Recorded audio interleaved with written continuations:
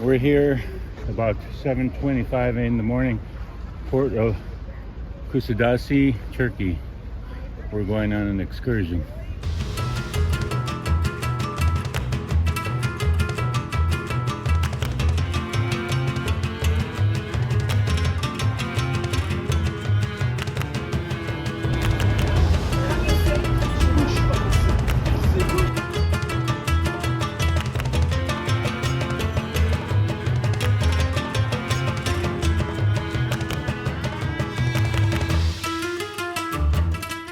Church.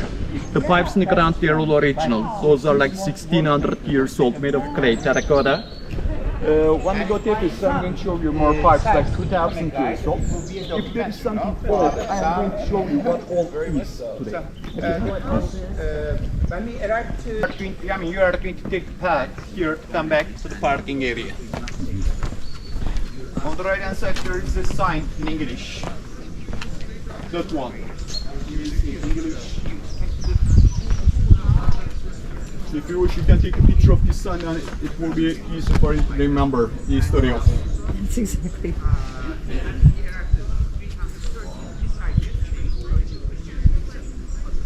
We are going to visit the Virgin Mary's house.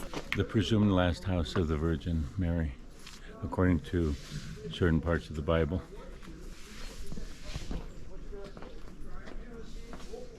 And on this side, here is the area where the service is held every day. So it starts at 7:30 between Monday and Saturdays, and it starts at 10:30 every Sunday. So if there is a holy land for the Christians, now we are stepping on this land. This land is quite important, especially for the Catholics. You are going to use the entrance of the living room. So when you get into the house, you should make a right through the bedroom. You should come outside. Get this courtyard here again. You can take pictures as much as you want outside, but no pictures inside. If you want to light a candle, you can find the candles inside, but you have to light them outside. There are the candle holders outside. By the way, only the foundation of the house is coming from the time of Mary. The upper part was rebuilt after 1952. So the foundation is original. Oh, wow. This is the presumed house of where Mary spent her last days.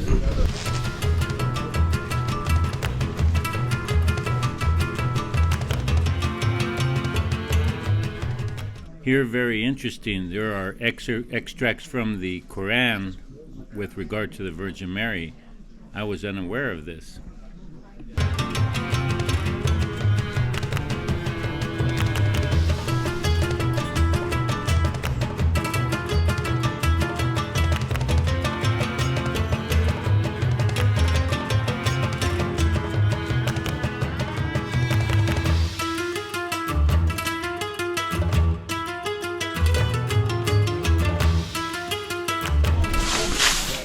This is the wishing wells where you can drink a little bit of water from each of the four wells.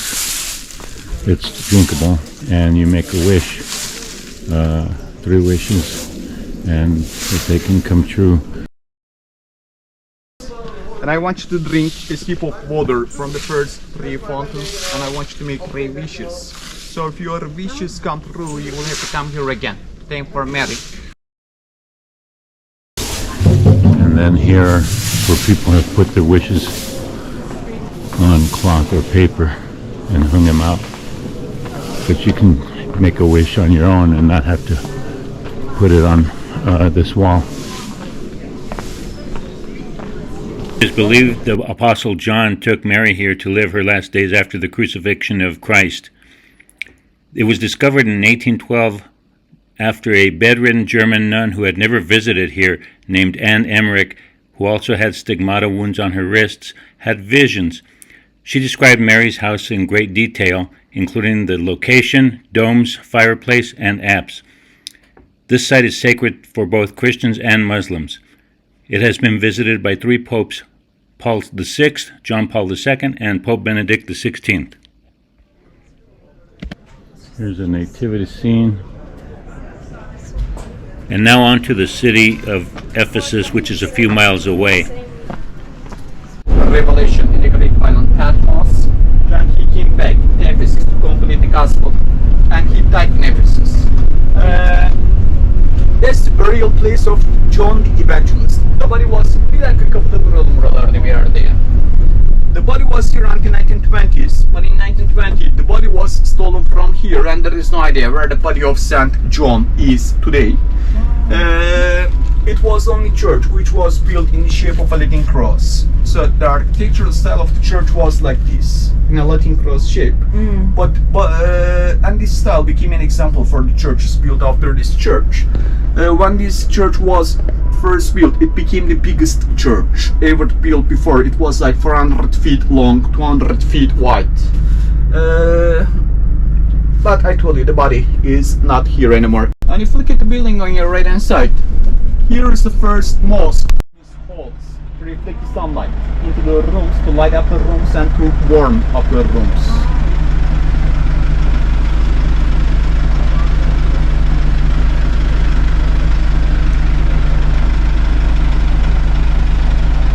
You said this was the first mosque? First Turkish bath, built at the same time with the mosque I showed you.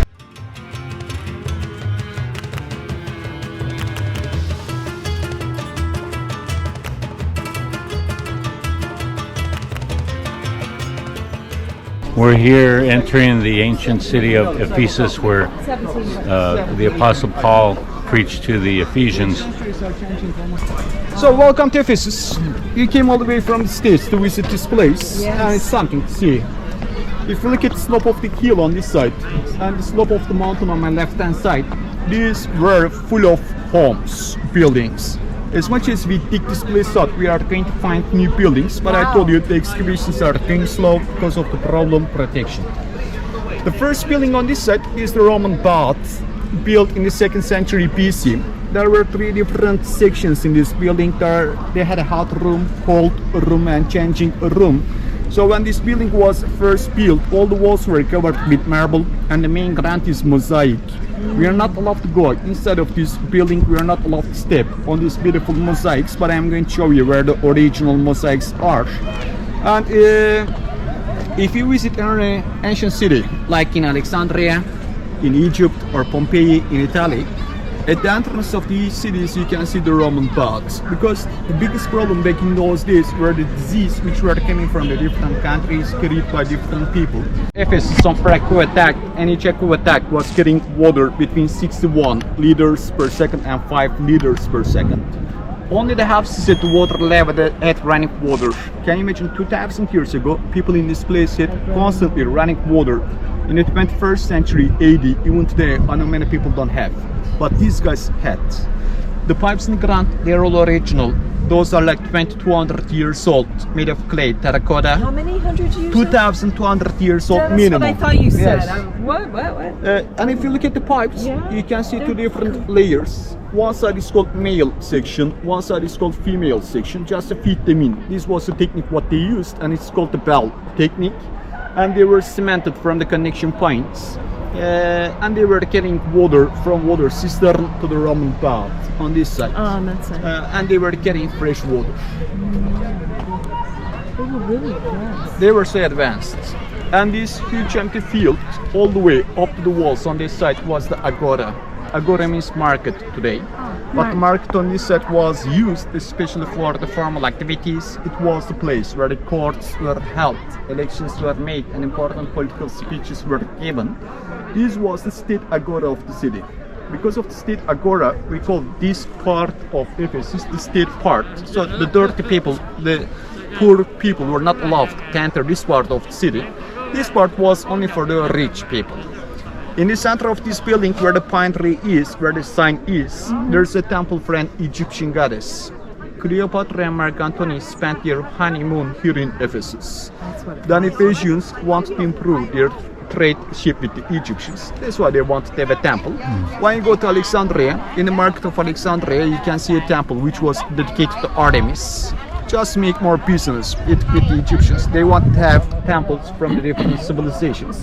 They say it was like the Egyptian embassy 2000 years ago in Ephesus. I showed you the water cistern, and we're in the market here.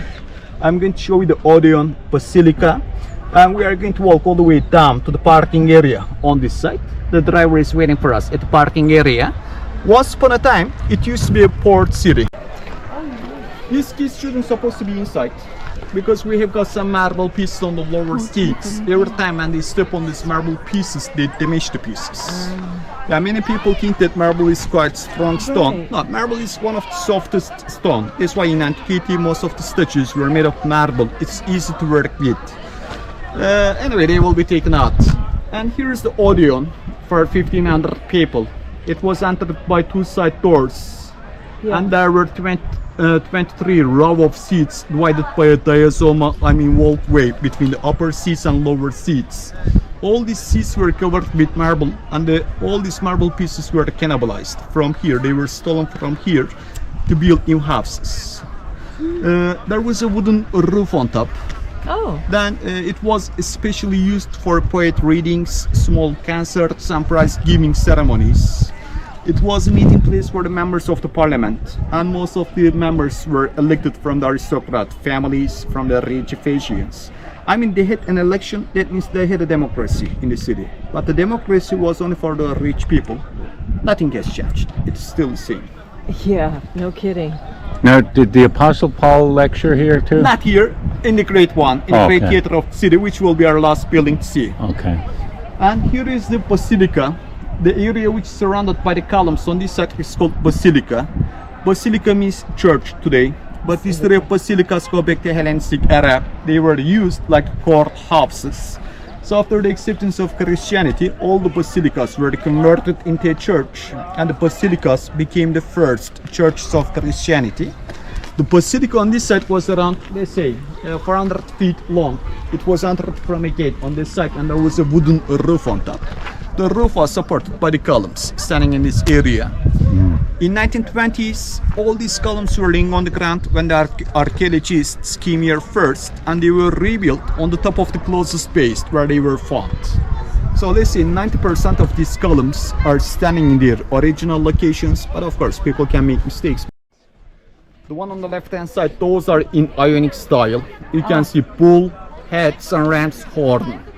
The one in the middle is called Corinthian style. You can see acanthus tree leaves or artichoke leaves. If you look at those two column capital, those are in Doric style. Those are very basic in square shape. So these kind of things are quite important for us because they are all coming from the different dates, different eras. So when we look at the column capitals, we can easily understand how many civilizations passed through Ephesus. Those are like the little initials of the different civilizations left for the next generations. Really? The kitty kitty meow. We love kitties. Okay, Kitty. Ciao, Kitty. Ciao, kitty kitty. Turkey is quite biblical place. The 7 churches of Christianity, they are all in Turkey. Next time when you come to Turkey, it's a kind of taste for you. I highly recommend you to spend like 1 week or 10 days. You can start from Istanbul, then you can visit the 7 churches of Christianity. It's quite biblical place. Wow. And what is here? That's the Temple of Isis, the Egyptian goddess. Right after the celebration of honeymoon of Cleopatra and Mark Antony, this building was built for the Egyptian goddess Isis. The red pieces on the ground, they're not marble, they are granite. They're like 10 times stronger than marble. The biggest problem with the marble here, because of the heat, marble can expand and it breaks. Even today, we don't want to use marble for our kitchen counters because if you put something hot, you can lose them easily. With the granite, you won't have any problem. It was the same back in 2000 years ago. The biggest problem with the sun.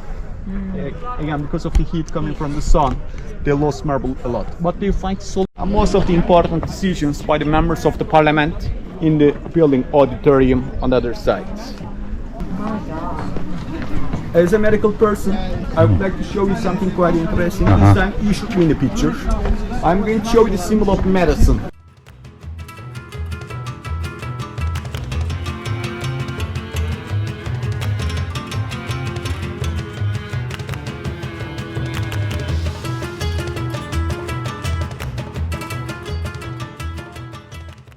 Domitianus. He was a megalomaniac person. He killed more than 40,000 Christians in one night. Whoever didn't pray him as a god were killed by his soldiers, slaughtered in one night. He was the most hated person. His temple was built between 81 and 96. The temple was around, let's say, 160 feet wide, 400 feet long, and it was surrounded with the shops from each side. The statue of Emperor Domitian was stepping on the glove figure. Stepping on the temple, and only the head and the left armpits of the statue were found during the excavation. Only the head size is like this. About 50 times bigger than normal human head size. He's got a baby face, but he was an evil because he killed more than 40,000 people in one night. During the reign of Domitian, John the Evangelist was in the city. Saint John was exiled from the city to Patmos. So when he was in Patmos, he wrote the book of Revelation. Then Domitian was killed by one of his servants because the servant was Christian. Right after this death, John came back to complete the gospel and he died in the city. If you look at the last building way down there, with towards the brick building. Oh yeah. Just on the left-hand side of the building, there was the port of the city. Now we are looking at the former ocean today. It was all water 2,000 years ago. And the building on this side is a lighthouse. On the top of this building, there used to be a pole with a torch on top. What was the name of that? Domitian, Domtion. Domitian. Oh my God. You see the flying angel figure on this side. And they made. He was here. He was here. This is the temple. Because it was great honor for the Egyptians to have a temple for the Roman emperor. And that was her beauty. And you told her, and the walls were covered with nice frescoes. Again, the floors were mosaics. They all had running water. They all had central heating. Oh my God, this is from 2,000 years ago. The pots made of clay. So if you He was they have shopping, steam, apartments, gave the radiators food court, all over here. steam through the radiators to keep the rooms warm. And was very fancy place to stay. Here are archaeologists working as they're still excavating. A huge amount still needs to be excavated in this whole area. They say there's probably homes and other things up on that hill. So it's going to take years and years to excavate everything.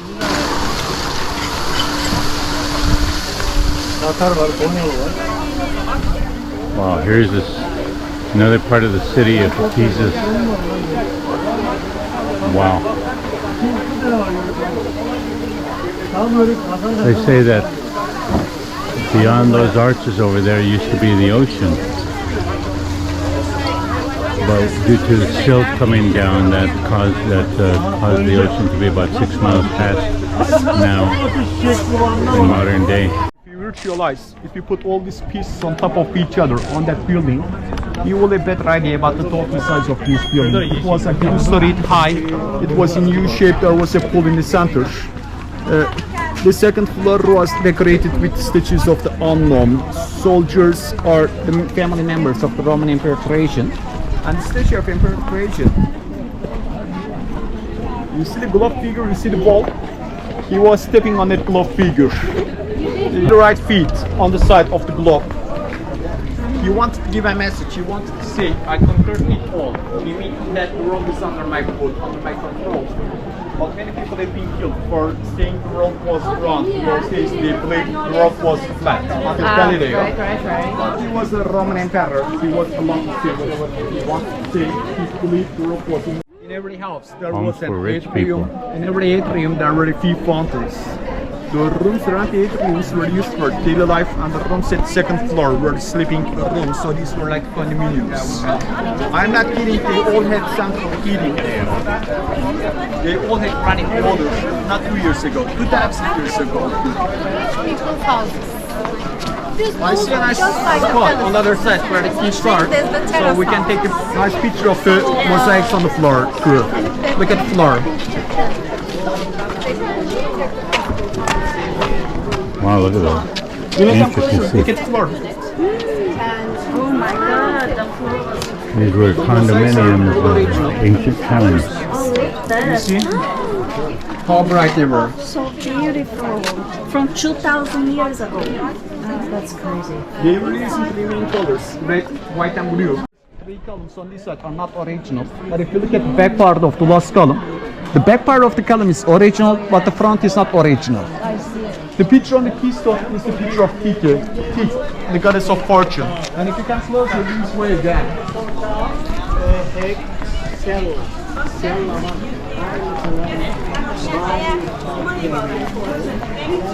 If you look at the picture inside, do you see the lady? Yes. Do you know the lady with her sneaky hair? According to some people, that's a picture of Medusa. But no. That's a picture of the boyfriend of Roman Emperor Hadrian. Hadrian was a bisexual man. He had a boyfriend called Antony. While they were sailing on the Nile River, Antony died. And Hadrian became used only by the rich man. Ladies were not allowed to enter this building. So where would ladies go? All the upstairs the private toilet facilities because they needed more privacy. There was no privacy here. So when we go inside, around the walls, you will see the seats side by side. Like there were 48 seats, someone big, someone small, and there was no separate between each other. So the rich man came here not only for toilet, they came here to see each other, to talk, to listen music. At the same time, they were relaxing. The same time they did number 2. Please watch the steps on this side, up and down. You see the holes in each one? Yeah. Before they came here, they had something for their seats. Alright, they were using their slave. Ancient rich men's toilets. Side by side. Roman proconsul, right after his death, his son wanted to make his father's name immortal in the city, and he wanted to have a metal tomb built for his father. But when they finished the building became so beautiful. Then with the order of Roman proconsul, they decided to use this building as a library, and it became the third largest library in antiquity. In 1972, this building was laying on the ground. It was rebuilt one more time, and they had to bring 700,000 pieces together to stand this building up again. When they came here, there was a jigsaw giant puzzle laying on the ground. The third column at the first floor, they are not original, so you can easily see which part is original, which part is not. The Celsus Library was built in 110 AD by Gallus Julius Aquila in memory of his father Celsus, who was the former proconsul of the province of Asia and friend of the Emperor Trajan. Celsus' body is buried here. This place once held 12,000 scrolls.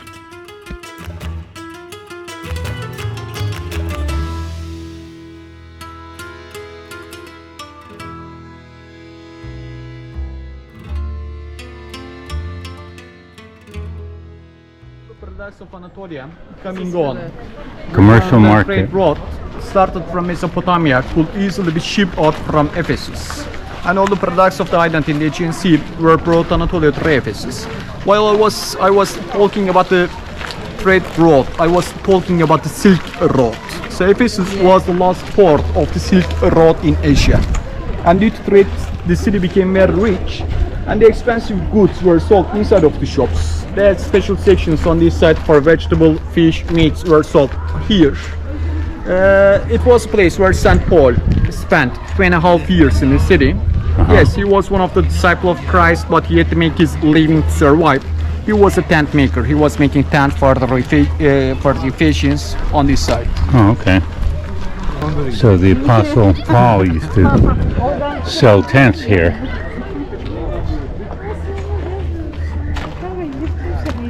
So at the beginning of Christianity, worshipping were not allowed for the Christians, so they had to find a secret symbol to show where they were going to meet, and they found this symbol. If you follow these signs, it will take you to the meeting places of the early Christians. I, X, Theta, or with a line across, Epsilon, Y, and Sigma like W, sidewise W. If you put these Greek letters on top of each other, you can find this symbol. What? I,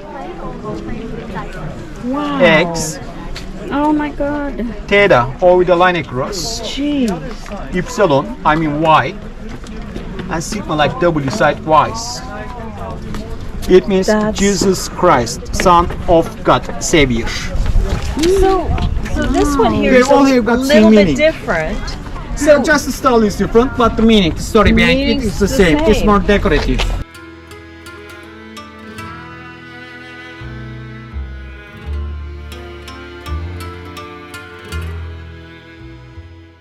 This is the Great Theater, and it could hold up to 24,000 people. It is controversial if St. Paul ever preached in the theater itself.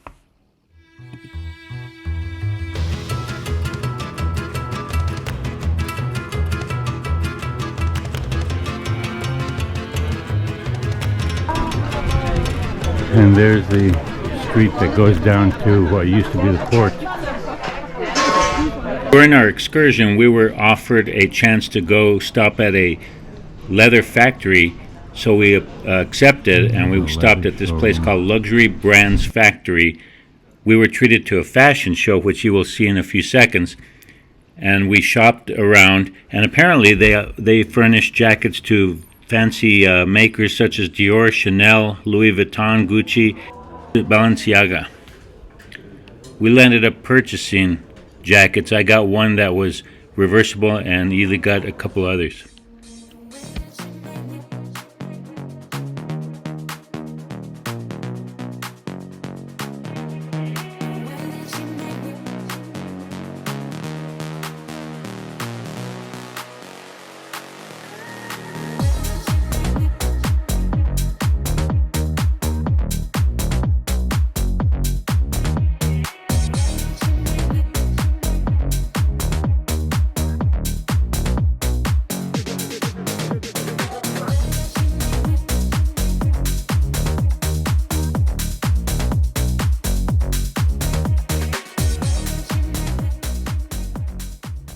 Ely and I ended up purchasing 3 jackets. Mine is like 2 jackets as it is reversible. Ely's are not reversible, but they're quite pretty. Here we are modeling our jackets. What do you think? Do you think we have a profession as models?